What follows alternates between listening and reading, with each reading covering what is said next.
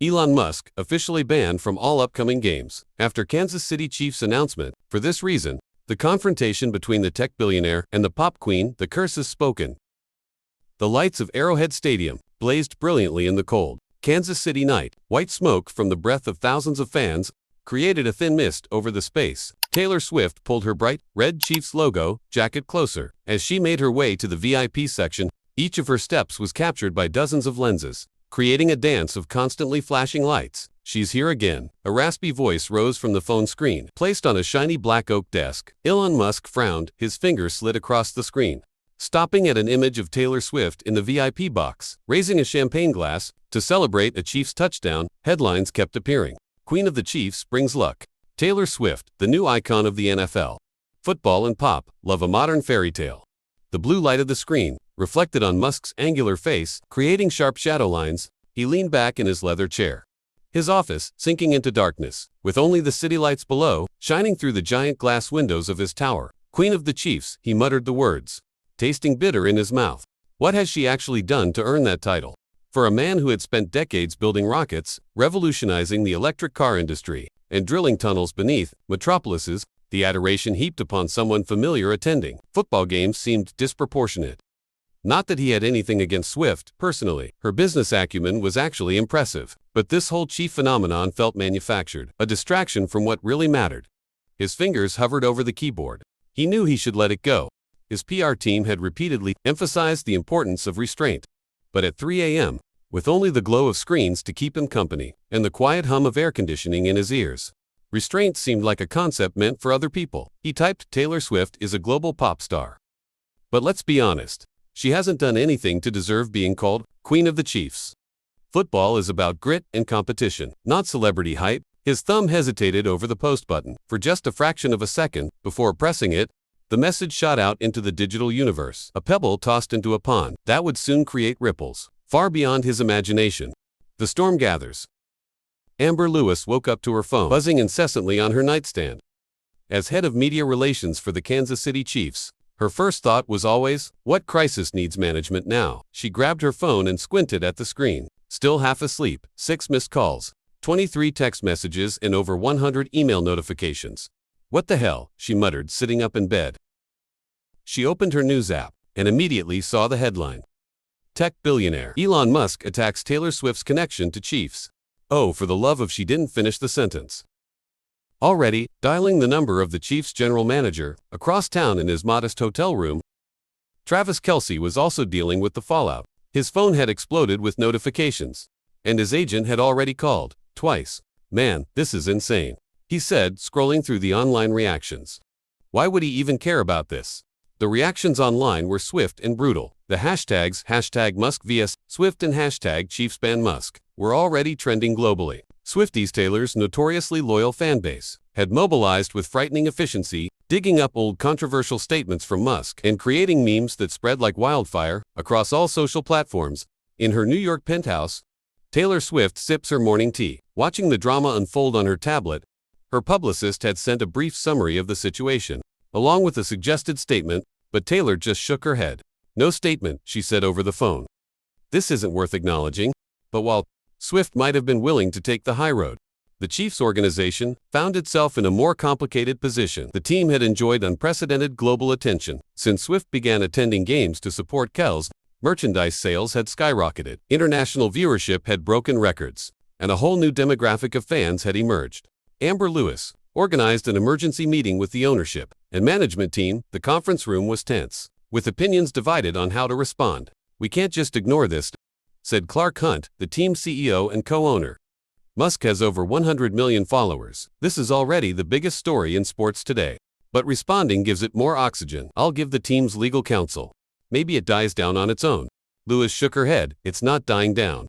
The fans are demanding we take a stand. They see this as an attack, not just on Taylor, but on the entire Chiefs kingdom." Hun looked out the window at Arrowhead Stadium. In the distance, its massive structure, casting a shadow over the practice fields. "What are our options?" he asked. Finally, the declaration of war.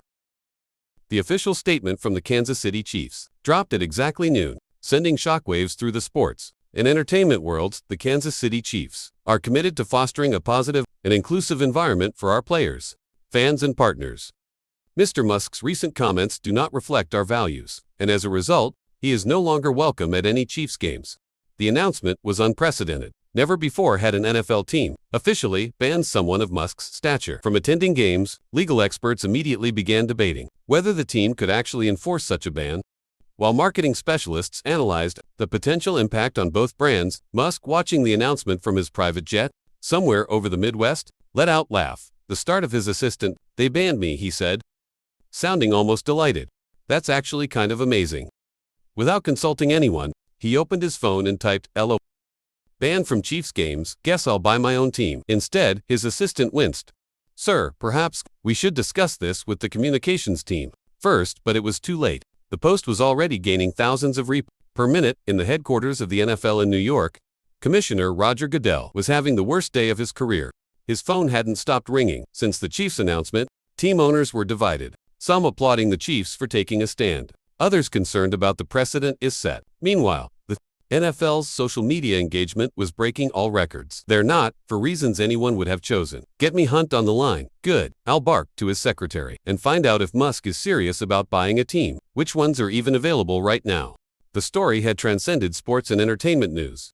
Now dominating every major network, political pundits were analyzing it as a cultural flashpoint, business channels were discussing the potential economic impact, and social media platforms were nearly crashing from the traffic. The unseen players. In a sleek conference room in Silicon Valley, a group of tech executives watched the drama unfold. With growing concern, "This is getting out of hand," said the woman at the head of the table.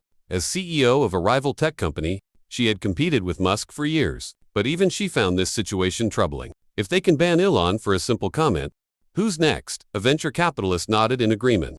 This sets a dangerous precedent. We need to show solidarity. But not everyone was convinced. Are we really going to go to war with a football team over this? Asked another executive. And by extension with Taylor Swift. Her economic footprint is massive. The consumer backlash could be severe. The debate continued well into the evening. By the next morning, an open letter, signed by 50 prominent tech leaders, was published in the Wall Street Journal, condemning the Chiefs' decision as an attack on free speech and warning of potential economic consequences. Meanwhile, in the music industry, the different kind of meeting was taking place. Several major artists have reached out to Swift, offering support and suggesting a coordinated response. The stakes were high. Many of them have promotional deals with NFL teams or have performed at halftime shows. Taylor listened to their concerns via video conference from her recording studio, where she had been working on her new album, before the controversy erupted. "I appreciate everyone's support," she said, "but I think we need to be careful about escalating this. At the end of the day, this isn't about me versus Elon. It's about respect and how we talk about each other in public spaces." Her measured response surprised some who had expected her to lead the charge against Musk, but Swift had navigated enough public controversies to know that sometimes the most powerful move was restrained. Besides, she added with a slight smile, "I think the Chiefs have made their position pretty clear." The battlefield expands as the week progressed. The controversy showed no signs of abating. Sports bars across America reported dividing their establishments into pro-Musk and pro-Swift sections to prevent arguments from escalating. Merchandise featuring the conflict, from t-shirts emblazoned with Tim Elon to coffee mugs with Swift veto power, flooded online marketplaces. Politicians couldn't resist weighing in. Several senators issued statements supporting the Chiefs' decision, while others condemned it as cancel culture run amok. The White House press secretary, repeatedly asked about the president's position, finally stated that the administration had more important matters to focus on. The NFL, caught in the middle of a PR nightmare, attempted to distance itself from the controversy. Team attendance policies are determined by individual franchises. Read their carefully worded statement. The NFL respects the autonomy of the Kansas City Chiefs organization while encouraging respectful dialogue. Among all members of the NFL community, Travis Kelce found himself in an increasingly uncomfortable position. Reporters ambushed him after practice, shouting questions about whether he had influenced the Chiefs' decision. "Look," he finally said, clearly frustrated, "I'm here to play football. That's it. I don't control who gets banned from games, and I definitely don't speak for Taylor. Can we please talk about our upcoming game against the Broncos?" But no one wanted to talk about the Broncos. The sports media ecosystem had transformed into a 24/7 Musk's with Chiefs triangle, analyzing every angle of the controversy, from its economic implications to its cultural significance. Elon Musk, meanwhile, had moved beyond his initial amusement The band had evolved from a curiosity to an affront, and now to an opportunity. During an interview on a popular podcast, he elaborated on his earlier post. "I was half joking about buying a team," he admitted, "but the more I think about it, the more intriguing it becomes. Professional sports are ripe for innovation. The stadium experience, the broadcast technology, the fan engagement, it's all been stagnant for decades." The host leaned forward eagerly. "So you're seriously considering becoming an NFL owner?" Musk's smile was enigmatic. "Let's just say I've started making some calls. The NFL might find that banning me from games was the most expensive mistake they've ever made." The secret meeting. The call came at midnight. Taylor Swift was reviewing the final mix of a new song when her private line rang, a number known to fewer than 10 people. "Miss Swift, I apologize for the late hour. This is Jared, Mr. Musk's chief of staff. He would like to speak with you directly." Taylor paused, considering her options. The smart move would be to decline, to keep her distance from this circus. But curiosity went out, put him on. There was a moment of silence. Then Musk's distinctive voice came through the speaker. "Taylor, thank you for taking my call. What can I do for you, Elon?" "I think we're both being used as pawns in someone else's game," he said without preamble. "This whole controversy benefits a lot of people. Media outlets, merchants, social media platforms, everyone except us." Taylor leaned back in her studio chair. "That's an interesting perspective, from someone who started it with an unprovoked comment." Musk laughed. "Fair point. I should have kept my thoughts to myself. But you have to admit, the reaction has been disproportionate. So what are you suggesting? A meeting just you and me? No teams, no PR people. I have a private airfield outside of Kansas City. I can be there tomorrow." The proposition was outlandish, risky, and exactly the kind of bold move that had defined both their careers in different ways. "Why would I do that?" Taylor asked. "Because we're both smart enough to know there's more to this than meets the eye. And because ending this on our own terms, it is better than letting it spiral further." After a long pause, Taylor agreed. The logistics were arranged in whispered conversations and encrypted messages. No one, not her management, not her security team, not even Travis, would know about this meeting. The next evening, a nondescript private jet landed at a small airfield outside Kansas City. Taylor arrived separately, driven by a trusted local driver who believed he was taking her to a secret recording session. The hangar was empty, except for a single table set up in the center, 2 chairs, and Elon Musk standing with his hands in his pockets. "No security?" Taylor asked, looking around the empty space. "I figured we both value privacy over protection at this point," Musk replied. "Besides, who would believe we're here?" They sat down, 2 of the most powerful figures in their respective industries, face to face for the first time. "So," Taylor said, "you think we're being manipulated?" "By whom?" Musk pulled out his tablet and showed her a series of analytics reports. "Look at these numbers. NFL viewership up 43% since this began. Social media engagement across all platforms nearly tripled, and this is interesting. Ad rates for the upcoming Chiefs game have increased by 125%. Taylor studied the data. "You think the Chiefs planned this?" "That's a stretch, even for someone with your conspiracy interests. Not the Chiefs specifically, but someone saw an opportunity and took it. Maybe it was opportunistic rather than planned. Either way, we've handed a lot of people, a lot of money and influence. And now you want to buy an NFL team." Musk smiled. "I was angry when I said that. But the more I consider it, the more I see the potential. The NFL is stubbornly traditional. It could benefit from someone willing to disrupt the status quo. My role in all this, why am I here? Because together, we could end this narrative. Or, we could twist it into something that benefits us." Both. Taylor raised an eyebrow. "I'm listening." The alliance. The announcement came simultaneously from both parties. Precisely 1 week after the original controversy began, Elon Musk posted a public apology on his social media. "My comments about Taylor Swift were unnecessary and disrespectful after a productive conversation. I've gained new appreciation for her dedication to music and her fans. The Chiefs organization was right to defend one of their most passionate supporters." Minutes later, Taylor responded with her own message, accompanied by a photo of herself wearing a space-themed t-shirt. "Thank you for the conversation." In the perspective of Elon Musk, sometimes it takes a rocket scientist to point out when the gravity of words pulls us into unnecessary orbits. Looking forward to seeing innovation come to the sports. "We love the coordinated messages. Send shockwaves through the media landscape. Speculation run rampant. Had they met, who had broken this peace deal?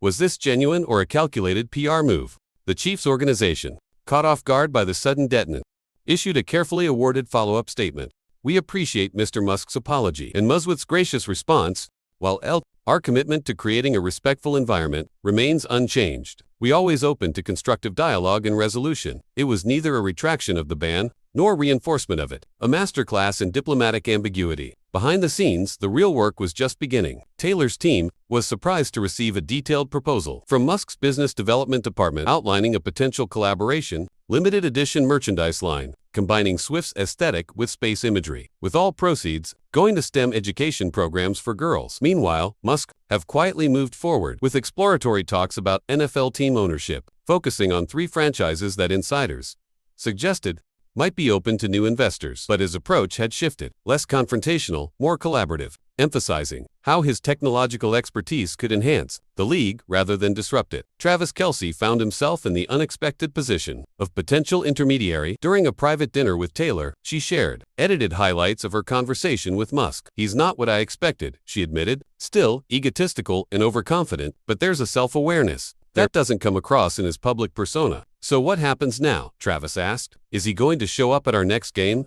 Taylor laughed. "I don't think he's quite ready to wear Chiefs red yet, but he mentioned some ideas, improving the stadium experience. That actually sounded interesting. I told him he should talk to you about it directly." Travis nearly choked on his drink. "Me? Why me?" "Because you understand both sides, the tradition of the game and the fan experience. Plus, he respects athletes more than he lets on." The unexpected alliance between Swift and Musk had created a new narrative, one that neither's PR team would have dared to script. It wasn't a simple resolution. The internet still buzzed with conspiracy theories and tribal divisions, but it had transformed an ugly confrontation into something more complex and interesting: the revolution. 6 months later, Arrowhead Stadium hosted its first game under the newly installed Musk-Swift initiative, a comprehensive technological overhaul that have been developed in record time. Fans entered through automated gates that eliminated long lines. Their seats featured augmented reality capabilities, allowing them to view instant replays from multiple angles, access real-time statistics, or switch to a concert mode during halftime performances that optimized audio and visual effects. The initiative had been announced 3 months after the controversy, presented jointly by Musk and Swift to the press conference that became one of the most watched live streams in internet history. Sports and entertainment have always been separate kingdoms. With occasional diplomatic relations, Swift had said, "We're creating a unified experience that honors both traditions while bringing them into the future." Musk, standing beside her, had added, "This is just the beginning. Imagine watching a game where you can feel the impact of each tackle, hear the quarterback's call as if you were in the huddle, or experience a concert with optimal acoustics from every seat in the stadium." The NFL, initially hesitant about such a radical transformation, have been won over by the overwhelming positive response from fans and the projected revenue increases. Other team owners, one, skeptical of Musk's interest in joining their exclusive club, now sought his advice on implementing similar systems in their own stadiums. Taylor Swift, who had initially been drawn into the football world by her relationship with Travis Kelce, had found herself genuinely invested in reimagining the game day experience. Her input on the fan engagement aspects of the technology have been particularly valuable, drawing on her years of connecting with audiences in different venues as she watched the crowd. From a private box during that first game, she couldn't help but smile at the improbability of it all. Beside her sat Elon Musk, intensely focused on a tablet, displaying real-time data from the new systems. "It's working better than expected," he noted, showing her the metrics. "User engagement is 78% above projections. The server load is well within capacity." "The important question," Taylor replied, "is whether people are enjoying it." Musk looked up from his tablet and actually observed the crowd, something that didn't come naturally to him. The stands were a sea of moving colors. As fans interacted with the AR features, their faces lit with the wonder of experiencing something entirely new. "I think they are," he admitted. On the field, the Chiefs were leading by a touchdown, with Travis Kelce having already scored twice. Every time he found the end zone, he performed a new celebration that incorporated a subtle tech theme, mimicking a rocket launch after his first touchdown, pretending to put on VR goggles after his second. The announcer's voice boomed through the enhanced audio system. "Ladies and gentlemen, we're witnessing history today. Not just on the field, but in how we experience the game itself." The Musk-Swift initiative has transformed Arrowhead into the stadium of the future. In the owner's box, Clark Hunt raised a glass toward Musk and Swift. What had begun as a PR disaster had somehow become the most lucrative partnership in the team's history. Season ticket sales have reached unprecedented levels, and licensing inquiries for the new technology were pouring in from sports franchises around the world. "Two unexpected alliances," Hunt said. Taylor and Elon raised their glasses in return, their early animosity now a distant memory, replaced by a shared vision that neither had anticipated. 6 months earlier, the New Kingdom. 1 year to the day after Elon Musk's faithful post, questioning Taylor Swift's status as Queen of the Chiefs, a special ceremony was held at halftime. During a primetime game, the controversy that had once dominated headlines had evolved into a case study taught in business schools and PR programs across the country. What began as a clash of titans had transformed into one of the most successful collaborations in entertainment and sports history. The Musk-Swift initiative had expanded to 12 NFL stadiums, with plans for all 32 teams within 3 years. The technology have been adapted for concert venues, as well, with Taylor's most recent tours showcasing enhanced versions of the systems. First developed for Arrowhead. As Taylor Swift took the stage at midfield, the crowd erupted, the stadium lights dimmed, replaced by thousands of synchronized drone lights, forming a canopy of stars above the open-air stadium. 1 year ago, a simple comment online led to an unexpected journey. She addressed the crowd. It reminded me of something I've always believed, that our greatest growth comes from our most challenging moments. From the tunnel emerged Elon Musk. His presence at Arrowhead no longer controversial, but celebrated. He joined Taylor at midfield, still looking slightly uncomfortable in the spotlight that she inhabited so naturally. Together, she continued, "We've created something that honors what we both value: innovation, connection, and excellence." Musk stepped forward to the microphone. They called Taylor the Queen of the Chiefs. "I questioned that title. I was wrong." He paused as the crowd roared. "She's earned that crown, not just by supporting this team, but by helping transform the very experience of being a fan."